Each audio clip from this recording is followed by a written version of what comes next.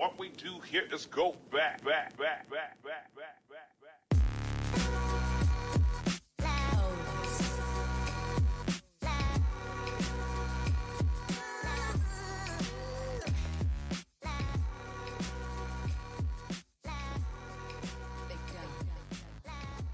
I'm gonna get started.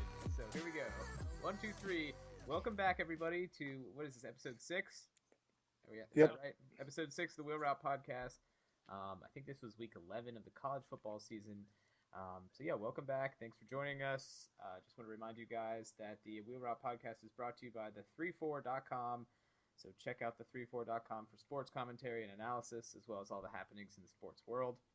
Going to switch up the intros tonight. My name is Logan Whitehouse. I'm coming at you from Virginia Beach, Virginia. You can find me on Twitter at Log1TheDawn. I'm joined by Jordan Shank. Jordan, say hello. Hi, guys. My name is Jordan Shank. I'm at Shank Jordan on Twitter. So happy to have you with us. And Jason Craig. Jason, you on? I am. Jason Craig. At Jason Craig on Twitter. Jason, where are you? I am in scenic Charleston, West Virginia. From room 923 or something of the Marriott. Well, it's a good thing. It's a good thing we're not putting this up tonight, so none of the fans will come bother you tonight. I know stalkers have been a problem in the past, but I feel safe with this one. Well, I'll go edit that in post. So appreciate it, Jason. You're in West Virginia. You're not drinking though. Am I to be understood? You're not drinking anything right now. I would admit to not drinking, but I feel like I'm violating state law right now. So. Okay. But no, I have no alcohol. You're in the Marriott. They've got to have a mini bar, right? They I'm sure somewhere. Actually, I don't. There's not even a fridge in here, so I have no idea. All right, Jordan, what do you got?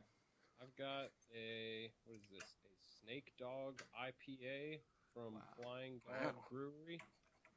That's pretty cool. Stepping outside the box. I have a Pabst Blue Ribbon beer, 16-ouncer. So just throwing it back to Jacksonville, Florida for you, Jason. One love. Duval. Yeah. Duval. So that's what I got. Classy night for us all. That's good. Jordan, how was Pennsylvania? Pennsylvania was good.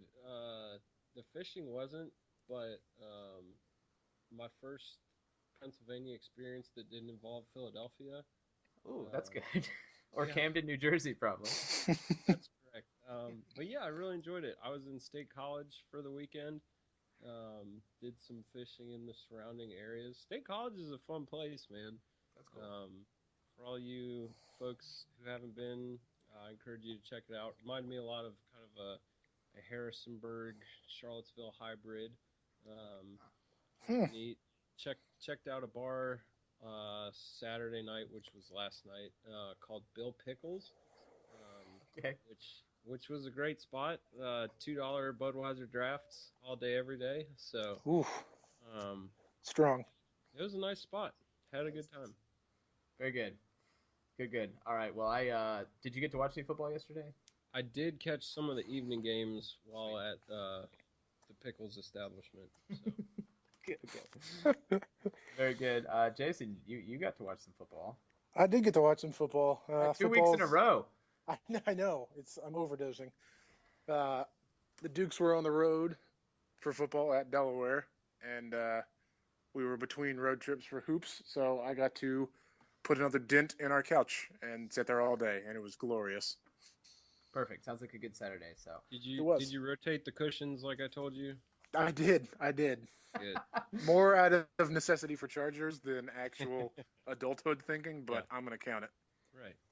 Yeah, that's true. I mean, that's a real concern. I remember when I was living by myself in my little dollhouse apartment in Newport News, Virginia. There was like a literal just dent in the middle of the couch. It was the saddest thing to be in, but it was so comfy. You know, I spent a lot of good time on that couch. Why fight it? You just got to lean into the pitch eventually. Okay, all right. Let's get to something maybe a little more substantive here. I guess first news we could catch on, we'll just touch on this real fast. The second iteration, I guess, of the college football rankings came out. As expected, LSU fell out, and Notre Dame came into the top 4. Anybody got any comments on that? I think I'm pretty much in. I guess I'm in agreement with them a little bit. I don't really know about Notre Dame. Notre Dame's best win is Navy. So I mean, we're at Temple, I guess. yeah, but Temple lost yesterday. But before those rankings came out, it was That's true. That's a good point. So, yeah, but Temple lost to USF yesterday, so I'm off them. But yeah. So anyhow, I mean, those came out. I guess I don't think there's going to be too much change. I wouldn't expect too much change. Maybe well, I doubt Alabama overtakes Clemson, just because I think they're so far ahead. But yeah. Any thoughts? I'm still very apathetic right now. Right. I guess I have a little beef with Notre Dame at 4, but not enough to, make a complaint. So. Yep, I'm in the same boat. I think the top 3 teams are pretty obvious, and I wouldn't put Notre Dame there, but to be fair, before yesterday, I would have said to put Baylor there, and then they lost. So, right. Yeah, at this point of the season, it'll work itself out for the most part. Yeah, I almost feel like they put Notre Dame in there just to cover their butt for putting Alabama in there. If they put Alabama in and gave them a lot of credit for a quote unquote good loss, then I feel like they're pretty much doing the same thing with Notre Dame. So yeah. Anyhow, all right, we'll move on with that.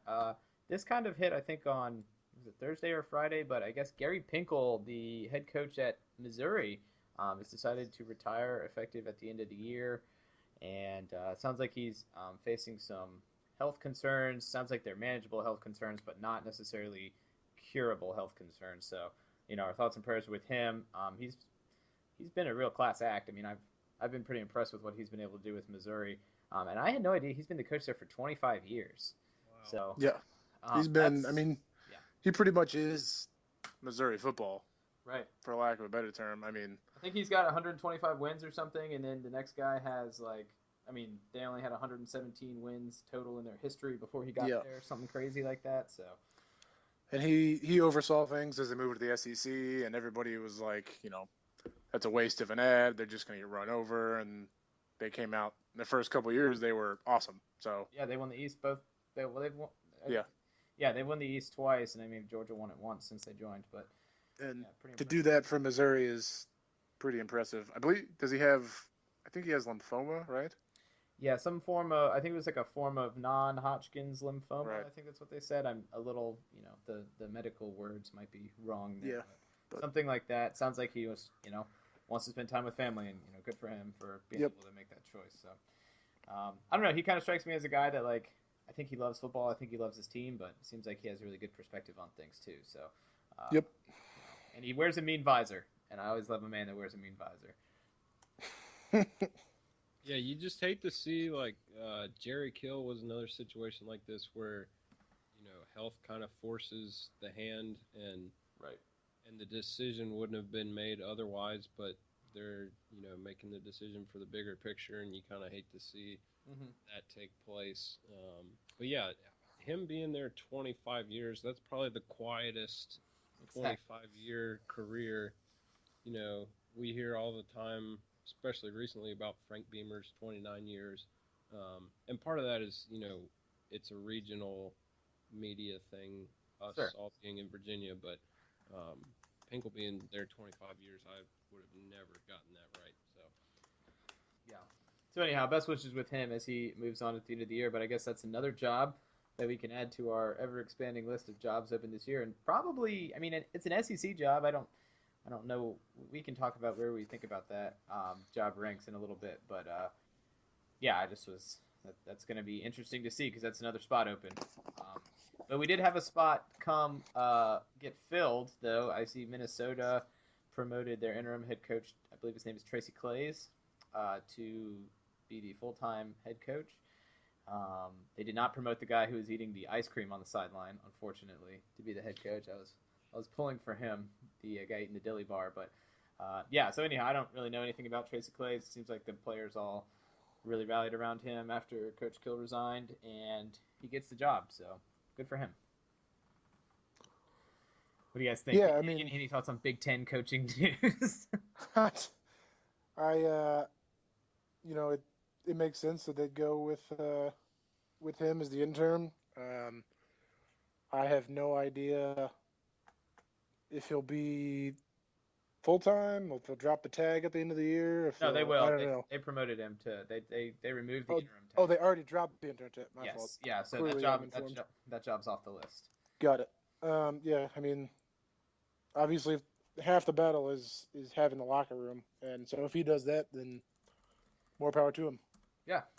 So Yeah, it's interesting because I don't have the stats to back this up, but I just feel like the interim guy rarely gets that privilege of having right. the title interim dropped and getting a chance to prove it on his own. So, good for him in that respect. I kind of wonder if Minnesota, had been putting feelers out there, and just because of the way, the coaching market is right now, they just kind of decided, oh, okay, well, we'll go with the guy we got here now because we might not do better than that. Right. And I'm sure he comes highly recommended by their other coach that was well respected and all that. And, I'm pretty sure every coach would do that for his assistants. But right, yeah, and I have no idea. I don't follow Minnesota football at all, so I don't really know, how favorable of a job he's been doing or how well liked he is or not. So that's just kind of me being an outsider and spitballing there, but yeah. So anyhow, good for Mr. Tracy. I'm glad he's pulled it off for himself there. And the last bit of news, I guess this was kind of I don't know if it was a crazy week. It was probably one of the most fun weeks of the year, just given the number of sort of higher profile matchups, and then ranked teams losing. Utah lost yesterday for the second time this year. Stanford lost for the second time this year, which really throws a wrench into the Pac-12 playoff push, because I think they're going to have a two-loss champion now, if I'm not mistaken. Yeah, I don't think with all the stuff we have at the top, I don't see any way the Pac-12 gets a team into the playoff. Yeah, not over a one-loss Alabama team, even if they don't win. I think Utah can still finish with one loss, right? No, they lost for the second time. That was their second loss? I believe so. Yeah. Okay. Yeah, because they lost to USC. Who did I read? Yeah, they lost to USC. You're right. So yeah, I mean, I don't see any two-loss teams getting in, even if someone just runs the table and blows everybody out. I think you're going to have enough undefeated and one-loss teams that they're going to be outside it. Right. Yeah, and then, I mean, the doomsday scenario is if you have a situation where Florida loses to Florida State and it beats Alabama, so then both those teams have two losses, and they're, weird losses. Alabama's loss would be unfortunate timing for them, losing probably right going into it. They could probably still make it given the way they I think they'd still get in just because they're Alabama. Right. No, I have no doubt. Florida would get left out, and Alabama would still make it in. But yeah, I just think that it would be could be interesting, or if you have maybe North Carolina jumps up and knocks off Clemson if they get to play in the ACC championship game. So there's a lot of football to be played. Whatever, that's a tired cliche, but I think we're starting to get a little bit of separation, but I think we're also getting closer to just a crazy scenario at the end of the year where maybe even – what did I read? That they were going to maybe – if Navy was good enough, they were going to have to push the last poll back to see how well Navy finished. Yeah. Well, yeah, Army-Navy is a week after the last poll conference championships games. And so, I think that was just Group of Five bowl implications unless – well, hey, and what we're not talking about is Iowa's still undefeated somehow. True. So Iowa might be in the playoff rankings this week. I hope so. Weren't they fifth last week? I guess they would have to pull ahead of Notre Dame. Yeah. Which is feasible. That's true. But eventually, someone's got to give there. Yeah, and Oklahoma State is still undefeated too, so we gotta mention that. Yeah. Okay, so speaking of the Big 12, Baylor lost. TCU lost last week, right? Or did they lose this week? Was it Thursday? I don't know. I feel like it was last week. It was Oklahoma State, so it was last week. Yeah, they beat Kansas this week. Yeah, they snuck out of Kansas. Yep. Right. But Boykin got hurt, I think. And they can't turn to Kenny Trill yet. Kenny Trill has to wait till next year to play for TCU. Bummer. One day. Real bummer. So, and then LSU lost to Arkansas, who Arkansas is literally the exact same team they always are. They looked like some crap at the beginning of the year, and now here we are in November. No one wants to play them. They're probably playing like one of the best teams in the SEC, maybe if not the country, and they roasted LSU. I don't know, LSU maybe a little down after losing a big game to Alabama last week, but I mean that was at LSU too. Yeah, and At night. They jumped out early, and then basically just leaned on them. I mean, they never really ran away with it, but it was never really a game at the same time. Yeah, I mean, I think they won 30, 31, 17, 31. Something like that, yeah. Yeah, I mean, comfortable score margin there, and yeah, from what I gather, Arkansas played pretty well. I was keeping track of this game, wasn't watching it too closely, so it looks like Fournette is all but out of the Heisman race too, which is kind of crazy to think that we're saying that, whereas about 10 days ago we couldn't fathom. He was the favorite. Exactly. So anyhow, so that's catching us up on some of this week and news and stuff. Jordan, how did we do picking games? Well, Jason and I both thought ourselves to a 2-2 week, so no harm, no foul there on our ends. Logan, you reverted to your ways of 1-3. Was I the only one that got the Oklahoma game right, though? You were. See, I was hanging my hat on that. I knew that was going to happen, but I... Yeah, so each of us kind of had our one shining moment. I got the Memphis covering 6 against Houston. Jason got Oregon covering 9 against Stanford, and you got Oklahoma covering 3.5 against Baylor. But yeah, so 2-2 for Jason and I, 1-3 for Logan. Overall, Jason is 11-9. I am 9-11. Logan, you are 7-13. So three weeks left on the docket, it looks like, and we'll see. Logan, you're gonna need to put the big boy pants on and make up some ground. Well, I thought I went 4-0 last week, right? I thought my 4-0 week was 3-1, I think. 3-1. 3-1. I'm sorry, 3-1. So I haven't put up a bagel yet, but good lord, that's not... I mean, at this point, it's pretty obvious why everybody listens to us. Right, for picks. Flawless analysis and picks. Hey, the analysis is fine. The picks not as fine. So nope. Anything you want to touch on any of those games? I mean, Baylor Oklahoma was a pretty fun game. Just looks kind of like Oklahoma was able to run the ball on Baylor, I thought, and Baylor's quarterback had a couple freshman moments, and I don't know. Baylor just didn't look comfortable really ever in this game, from what I was. No. Yeah, Baylor's receivers had some drops too that were pretty. I think a guy had one go through his hands and hit him in the face mask, wide open in the end zone there in the fourth quarter. So not all on the shoulders of Stidham by any means, but yeah, Baylor just never was as up for it as Oklahoma. I was really impressed with Baker Mayfield too. Yeah, he's fast. He's quite the character, but he's entertaining to say the least. Team Paul Wall. He's a big fan of the 10 yards away and he starts juking at the guy that's coming at him to move, which I love. Like, yeah, he's like it's laying the foundation for the juke that's come down 10 yards later. Pretty much he's just scrubbing speed, so he's easier to tackle. Yeah, it's the same idea behind NASCAR's weaving back and forth under caution. It's clean the stuff off the tires. Yeah, keep them warm. Keep them warm so they're ready to go on the restart. Cleats cleaned up. Little black pebbles in the field turf, that's exactly. It's just smart. Just gotta wipe them down. Yeah. So anyhow, that was pretty fun game. Houston Memphis was awesome. Yeah, I didn't watch any of that. Oh man, yeah. Houston was down like 14 or 21 or something going into the fourth quarter, or maybe it was at halftime, and just put it on the second half. Right. Yeah. So did Memphis miss a field goal at the end to win? Right. Yes. I think that's what happened. But yeah, I saw the first half of the game in the hotel we were staying at, and was like, man, I almost texted you guys gloating in my Memphis pick. Yeah. And then they weren't showing that game at the bar we went to last night, but saw the final score and wished I'd been able to see the second half, but was also glad Memphis covered. So this is a win-win, I guess. Yeah. It was it was 21 fourth quarter points. That's what it was.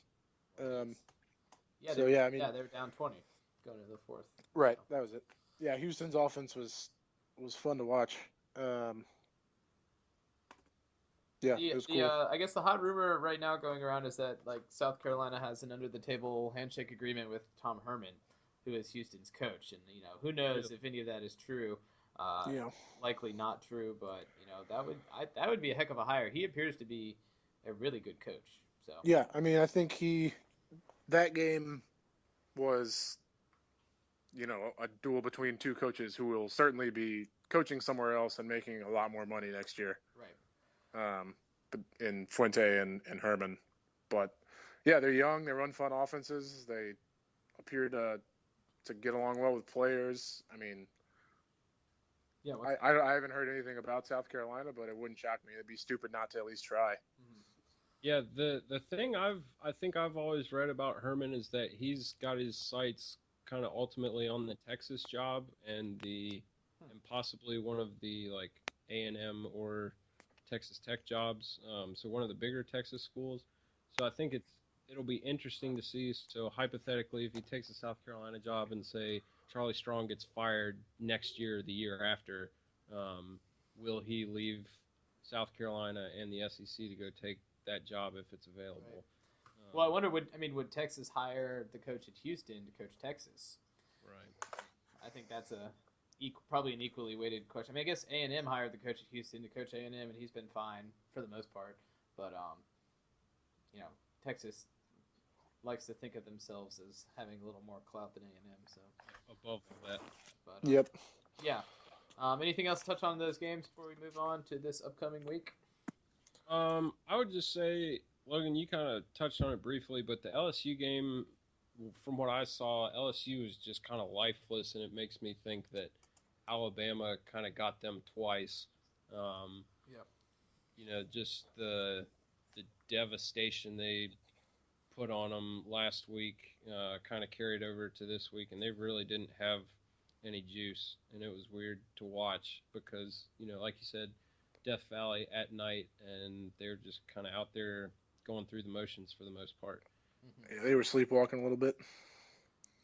And Arkansas is probably not the team to do that against. I mean, no, when they're don't you sleepwalk against Brett Bielema. When they're playing well. I don't think they played tremendous defense, but evidently they bottled up Fournette pretty well. I saw some stats this morning. They said they hit him behind the line like double-digit times or something like that. That's pretty good, and a bit of an indictment on the LSU offensive line, I suppose. But yeah. So good for Arkansas. So now, I mean, they're doing the same thing they did last year. So I'm sure they'll be ranked like 15 coming into next year, and they'll lose an early season game to Western Michigan or something like that. We can just do this all over again for the third straight year. Don't change it if it's working. I guess it's working. They can still be excited to go to a bowl game. So yeah. All right. Well, Jordan, we got 4 games to pick for this upcoming week. I don't know if the slate is pretty good in the Big 12 this whole month, but I know this week at least is SEC takes on the Southern Conference week, I think, or I think Florida plays FAU. I saw Florida State plays. God, I don't even know who they play. Someone bad. It seems just like some of the bigger schools have a rest week before rivalry games next week. Yeah, I think Alabama has another one of those games too. Mm-hmm. Florida State has Chattanooga. That's right. Yeah. The Mocs. Alabama has Charleston Southern, I think. Right. So, so probably game day probably not going to an SEC game this weekend, which is tough. Game day going to Ohio State this weekend. Yeah, I figured. Yeah, and not Blacksburg. So not Blacksburg. Just feed me your tears. See, my theory is they're going to go to Charlottesville for the last time, Beamer just trounces UVA, and everybody's going to be upset. That is a proud tradition. UVA is just going to, it would be their first college game day, I guess, and they'd walk out 50 students. It's like, guys, here's pizza. Please show up to be on TV. Pizza. Just got to bring some Brodos. That's what they need to bring. That'll get the students. Oh, God. I could get 150 out there. Oh. People are the worst. As long as they get that deli egg. As long as they get the deli egg. A little mayonnaise, less tomato. Ugh. It's good stuff. Anyhow. Yeah, good talk, guys. Week 12 picks. we'll start. So we've got 2 3:30 games, a 7 o'clock game, a 7:30 game. Start 3:30 out in Utah. These are two teams coming off of tough, close losses. UCLA at Utah. Utah is favored by 3 points. Jeez. Anyone chomping at the bit to take this one first? Oh boy. Jason, I'll go first. Thanks, man. I'm gonna take Utah to cover. I think they're still a good team. One score loss at Arizona last week doesn't really deter me. If it was at UCLA, I might feel more confident taking Josh Rosen, but I'm gonna stick with Utah. Fair enough. It's a 3-point spread. I think I'll take UCLA. I think UCLA overall is the more talented team, and I think, and they seem like they play a little bit better in some of these bigger games. They seem more prone to tripping up in games they maybe quote unquote shouldn't lose. So I feel like this is probably a little bit of a higher profile game. Both teams will be playing with some juice. 3-point spread doesn't really do much for me. That's pretty much that's a pick 'em, and Utah's at home, right? So, yeah, I'll take UCLA to cover. I think they're ultimately probably the more talented team. So I'm not really very confident in that pick. I know that was a lot of good analysis for you guys, but Right. I don't really know. Yeah. I don't know what to think about UCLA or frankly Utah. Just you watch them play and they look awesome or they look kind of bad. They both riot. It's true. High and low, and UCLA has a better quarterback. Yeah, I'm going to go UCLA as well. 3:30 Eastern kickoff is a noon kickoff out there. Well, depending on where in Utah, maybe it's a 1:30 game. Anyhow, yeah, I'll go UCLA. Logan, like you said, I think they're a more talented team. Their loss this past week was to Washington State. Mike Leach. You lose to Mike Leach, I don't think any less of you It's than piracy. I did the week before. Yeah, weird pirate stuff happens, and Yep. you get the short end of the stick sometimes. So I'll go UCLA to cover. Not super confident like you, Logan, but it is what it is. Second game we have on the docket is Michigan State at Ohio State. This is another 3:30 kickoff. Ohio State is favored by 13. Wow. I guess I'll go first for this one. Well, geez, I think Ohio State's going to win this game, but 13 points seems like too big of a spread for me, so I'll take Michigan State to, I guess, cover or not lose by 13. I think Ohio State makes enough mistakes, and I think Michigan State's defense is good enough that they could at least give Ohio State some problems. I guess the outlier here is Ohio State could finally click like they did for one half against Virginia Tech like 3 months ago and, score 60 on anybody, but I don't think they're really set up to do that right now. Michigan State has a lot to play for. They kind of got jobbed last week, or they probably feel like they got jobbed last week, so I'm sure they'll have a considerable amount of juice coming into this game. This is Michigan State Super Bowl, so I don't necessarily think they win just because I think Ohio State's too talented. I think they cover, and that's all I have to say about that. Yeah, I'm agreeing with Logan. That spread's too high for me. I'm going to take Michigan State. I do think Ohio State's going to win, but I think it'll be by 7 or 10 or 3. Michigan State is one bad call and 1 point away from being undefeated. And I'm curious what the line would be like if they were 10-0 instead of 9-1. But I think Ezekiel Elliott will get his, and I think Ohio State wins, but Michigan State covers for me. Yeah, I think I'm going to go Ohio State here. I think we're forgetting that, one of Michigan's wins came on one of the most fluky plays you'll ever see in college football against Michigan. I think Connor Cook dealt with some shoulder injury stuff this past week, so not sure if he's going to be 100%. I've just never been sold on Michigan State as a solid enough team to really consistently play to their potential, so to speak. I think they're kind of a skate by. They've been kind of a skate by, do what needs to be done, but just that much kind of team. So, and I think for Ohio State, this is kind of the first chance they've had in several weeks to really make a big statement on a national stage. So I think Urban has those guys ready to do that, and if they can figure out that quarterback situation, I think they'll cover. So I'll go Ohio State, even though that spread is pretty high. Fair enough. That sounds good. I mean, I think Ohio State has the team to do it. They just have not clicked yet this year, and I don't know if some of that's still dealing with the loss of Tom Herman. I mean, they've had flashes, and I've always thought, like, I think the Urban Meyer sort of spread option offense that they run, like, I think that's probably my favorite version of offense when it's executed correctly. But when the quarterback is not making the right decisions, that it gets ugly really fast, and can get really frustrating for a team. I mean, I'm obviously have some experience with seeing that get ugly, but so maybe, I mean, JT Barrett's good, and so is Cardale Jones, so you would think they could figure it out somehow, but it'll be interesting. It's going to be a good game, though. I could see it being a pretty intense game.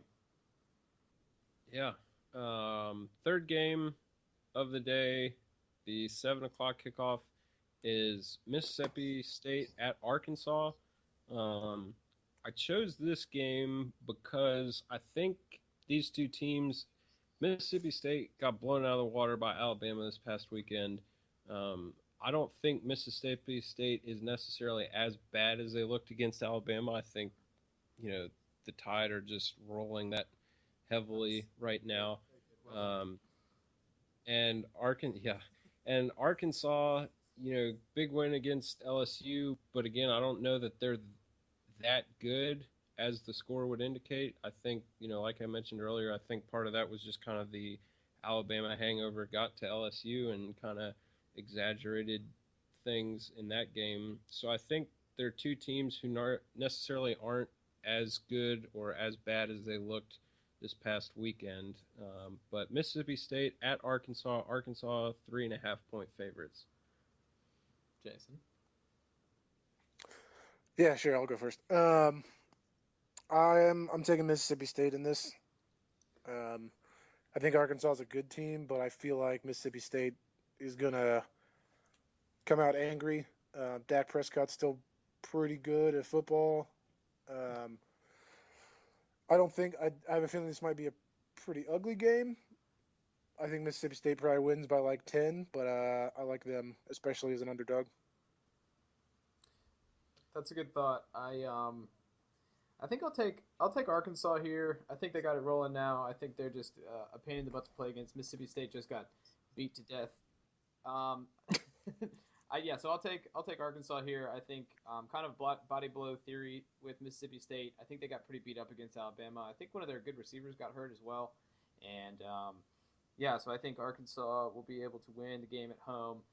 This is probably a big game for them. I think they have 6 wins, so they're bowl eligible, but this will shoot them up the ladder a little bit. Mississippi State probably doesn't have too much to play for anymore, other than a win. Dak Prescott is really good. He could give Arkansas's defense problems, but I like Arkansas right now. They seem like they've fully got it rolling, and I just think that playing another team that is as physical as Arkansas is going to be, after playing Alabama, it's going to be too much for Mississippi State. Yeah, I'll agree with that, Logan. I like Arkansas here. I don't know that they're, like I said, as good as a team that trounces LSU on a consistent basis, but I like to bet with Uncle Mo. So here's to Woo Pig Suey, and 3.5 isn't a huge spread. Maybe Mississippi State can put some points up and make it interesting, but again, 3.5, not a lot. I'll take Arkansas in that one. Fourth game of the day is 7:30 kickoff. We have Baylor at undefeated Oklahoma State. Oklahoma State is a 1.5-point favorite at home, so this is essentially a pick 'em.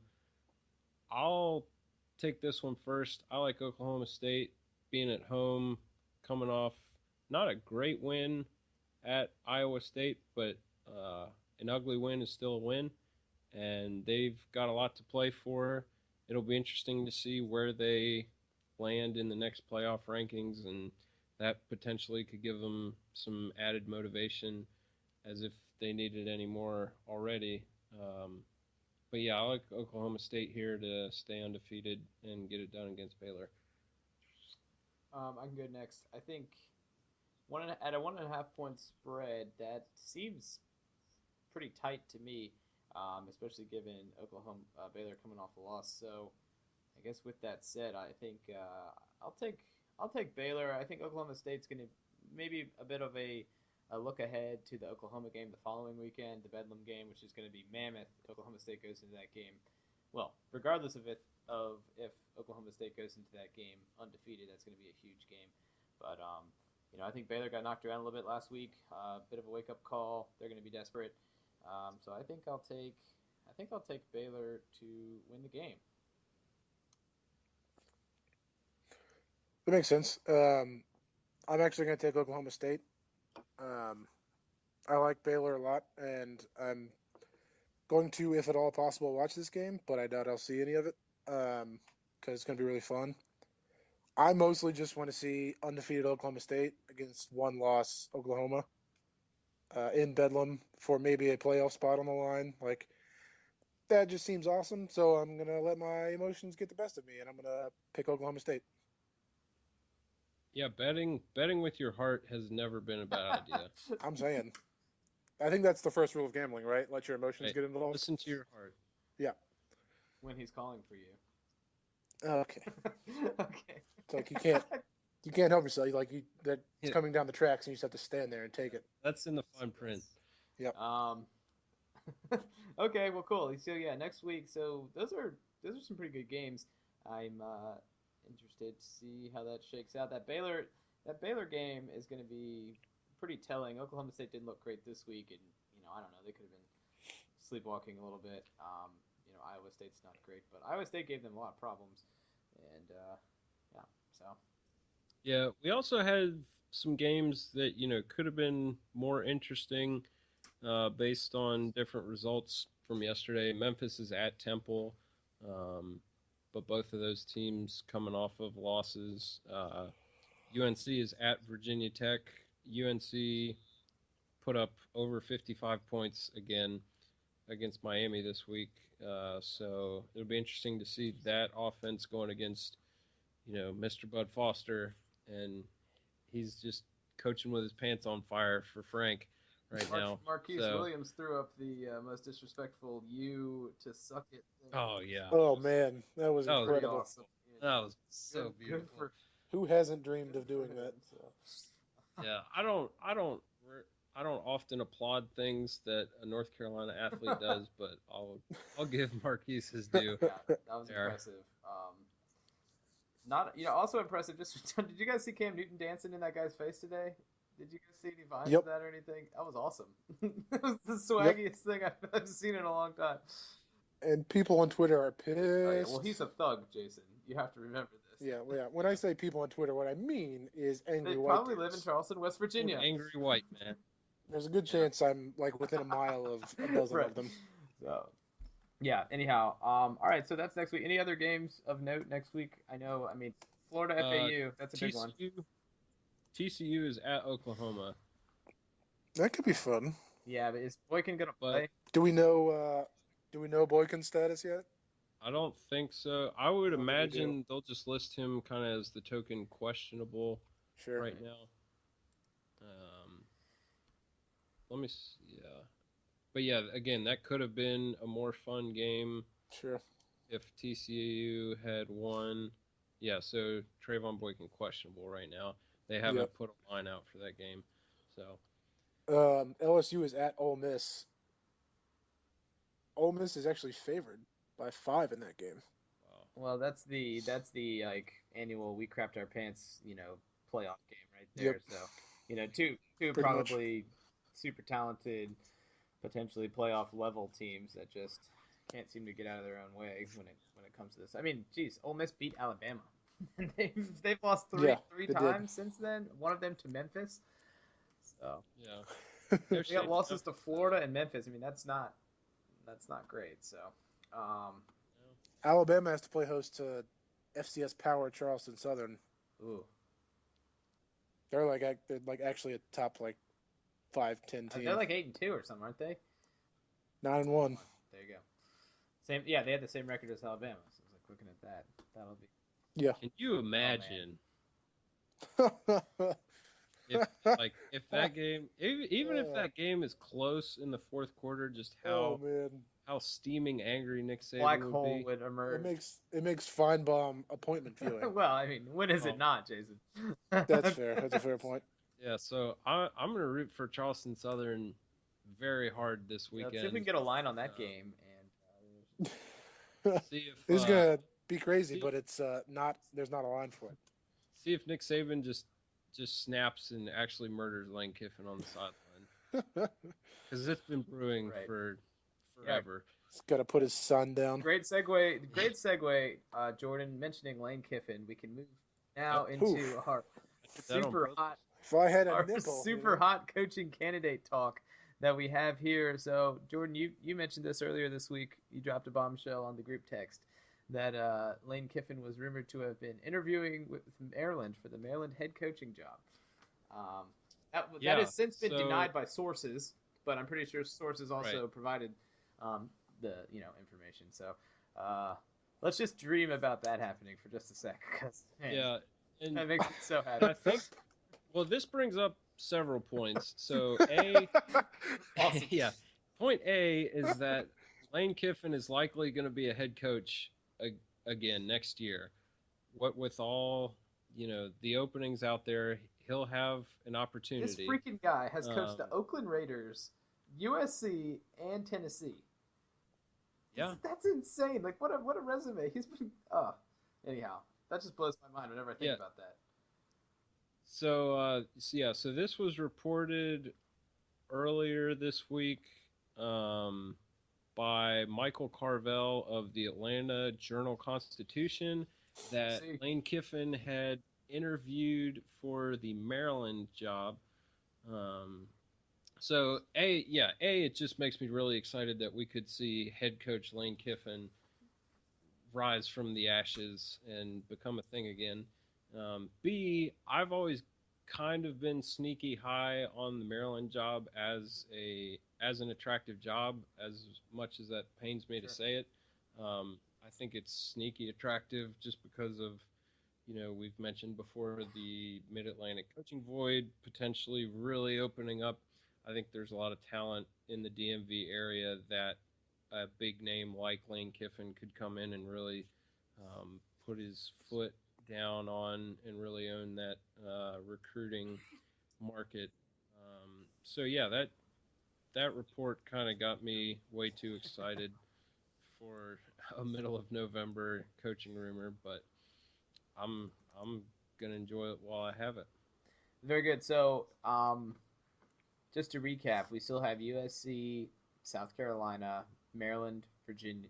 Not Virginia yet. Not freaking Virginia yet. They're 3-7. It's go. It's time, poo or get off the pot, so to speak. If you will. VT is open. Is Illinois still open? Did they find a coach? I feel like I don't know. I feel like I heard something. I don't really care. Sorry, Illinois. Do they still have football? Well, yes. Good for luckily for the Big Ten, Illinois does still play football, so that's a week off every week. Yeah. And North Texas, Miami, UCF, and Hawaii, and Missouri now.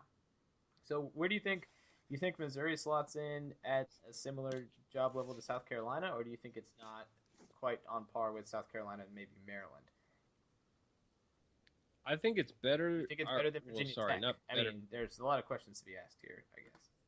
I think it's more attractive than South Carolina at this point for the sole fact that the state of Missouri doesn't have a Dabo Swinney at the, state rival level to really contend with. You're not walking into a job where, the in-state rival is the number one team in the country right now and hot young coach, this, that, and the other.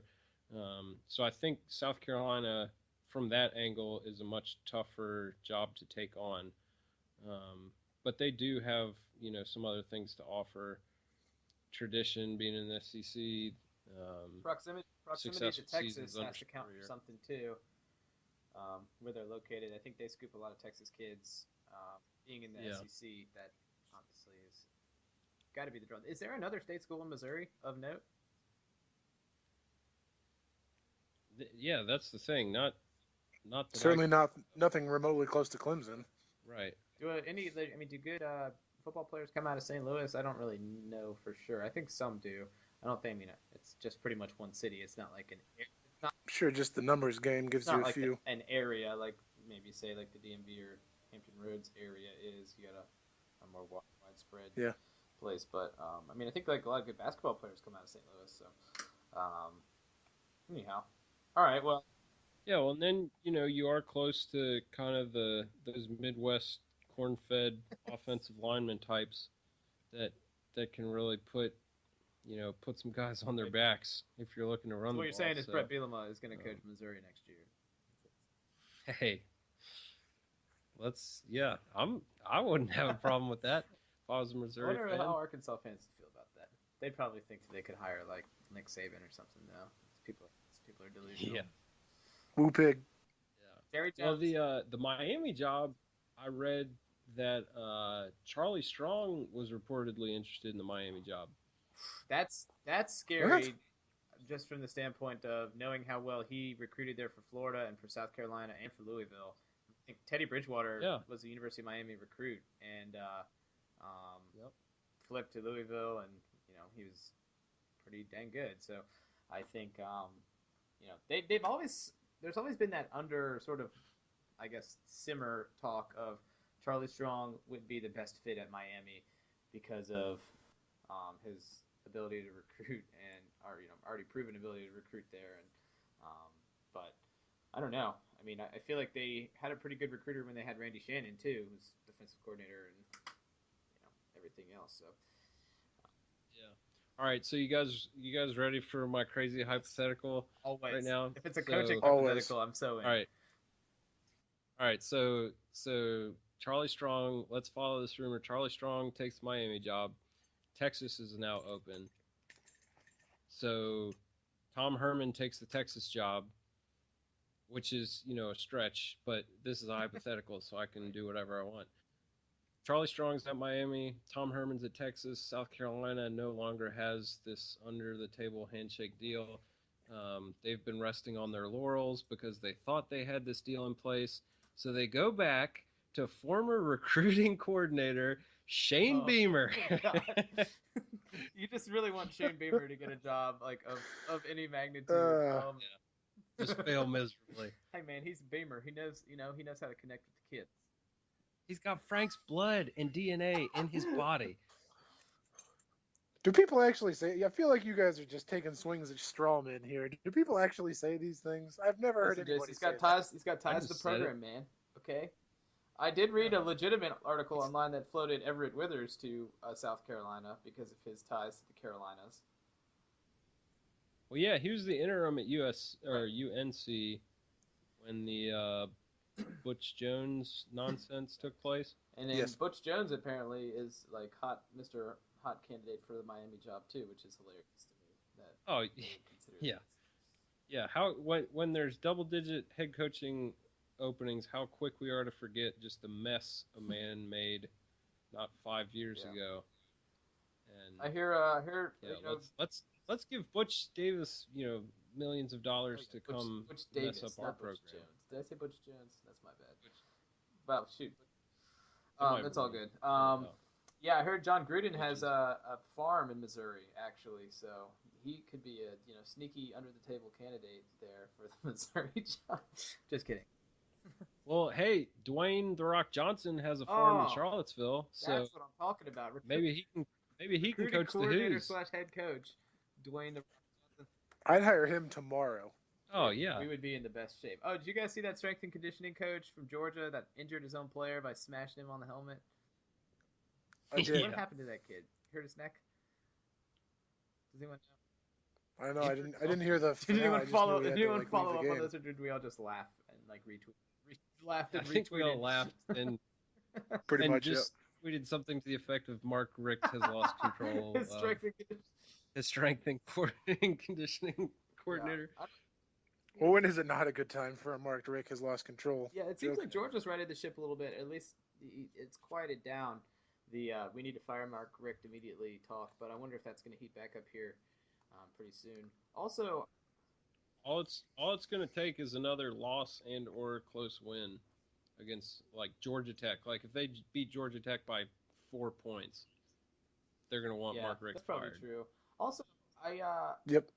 and I don't really know if this is like really worth mentioning for too long, but the coach at Kentucky, is that Mark Stoops? Yeah. He's completely Yes. lost it. I mean, Kentucky was okay. I mean, it seemed like they were getting better. They had a good quarterback. They run air raid, yada yada, and they've been recruiting well by Kentucky standards. And I mean, if you're not making a little bit of progress in the SEC East, given the state that it's been in the past couple of years, like you're probably not the man for the job. And I mean, I'm not sitting up here saying Kentucky's a great football job, but I've been a little bit, I guess, disappointed with them. I kind of thought they were going to be better, and they lost to Vanderbilt yesterday. So I wouldn't be surprised if that job came open again. I think this might only be his second year. It also might be his third year, but I mean, kind of crazy, I guess, to think that we don't even give these guys like a full recruiting cycle. But at the end of the day, you show progress by being able to beat Vanderbilt or beat a bad Tennessee team or a bad Florida team one time. So, and they haven't done really much of that. So, anyhow, I wouldn't be surprised if that job was open, but people always float Mark Stoops' name around for jobs too, so I don't really know. Maybe he's Yeah, and if the thing about Kentucky is if that job were to come open, that to me does not feel like a good job at all. Like you have a potentially good thing in Mark Stoops. I would give him at least another year or two. Oh yeah, I mean I'm not advocating just to see it. I'm not advocating for him to get fired. I don't really have a dog in the race here or whatever, but he Yeah, you don't mind beating up. No, not at all. It seems odd to me that they moved on from Joker Phillips really fast. I don't know if there was it seemed like they moved on from him really fast. Who knows? We're all getting old, so maybe he was there for like 6 years and I don't know. But it seems like before that it was Rich Brooks, right? He was an old guy, Rich Brooks. They were okay then. They actually had a pretty good team. They had Andre Woodson played quarterback for them that one year. They were pretty good. That's really the only blip that they've had. So whatever. You got to play an SEC schedule too, though. And that's life. So, cool guys. Well, yeah. So I guess this is going to heat up. Jordan, in case you're wondering, my man Bobby Wilder did get a win this weekend. So, did he run the sniper at all this weekend? No, I don't know. I'll ask lady I work with. She was at the game, so I'll see if they ran the sniper. I'm sure she was paying attention. Make sure you describe the play in detail to her so that she can remember. Well, no, just ask her, give her a chance. Maybe she knows what it is. Yeah, so anyhow. Let's not assume. Yeah, Jason. What are you saying? Well, that's pretty sexist. Yeah. God. What just happened? Okay, guys, cool. Well, that's all I got. College basketball has kicked off for real now, and the Hoos are 1-0. The Dukes are 1-0, right, Jason? The Dukes are 1-0. Big win at Richmond on Friday night. They gave up 75 points and they won? Yeah, we scored 87 on Richmond. The last time somebody scored 87 in Richmond was 2006. When the Globetrotters came to town, I think. Probably. Generals have always had a sieve just on defense. It's not good. That's well, good for the Dukes, man. Yeah, good start for the Dukes. UVA allowed 48 points and won by like 40. Just another ho-hum victory for. Yep. We're just really good. Deal with it. Who was that against? Morgan State, Jason. Yep. Last time someone held Morgan State under 50 points was okay. You have no idea. 1984, actually. We weren't even alive yet, so. It's interesting. Lefty Driesell actually was coaching the team that did it against, so it's pretty wild. Actually, pretty cool JMU ties there, Jason. In case you're wondering, if you want to use that in the media guide. You're just saying words. Like I've lost track of this conversation. So, okay. All right, enough of that. This has been fun. As per usual. You guys got anything else to say? Any shout outs you want to give? Any shorties that are looking for secret passwords or anything? Absolutely not. What to do with that? All right. Okay, so thank you guys for listening. I really hope you made it this far, and I'm really glad that you did. This has been the Wheel Route Podcast. You can find us at the Wheel Route on Twitter. You can send us an email to wheelroutepodcast@gmail.com. No one has sent us an email yet, so please, someone do that. That'd be great. I think I sent Twitter sends I us sent a lot an email. of emails. Well, yeah, Twitter sends us plenty. I sent an email one time to it just to do it, but so yeah, go for it. Go for it. You can find us at the34.com. It's all spelled out. The34.com.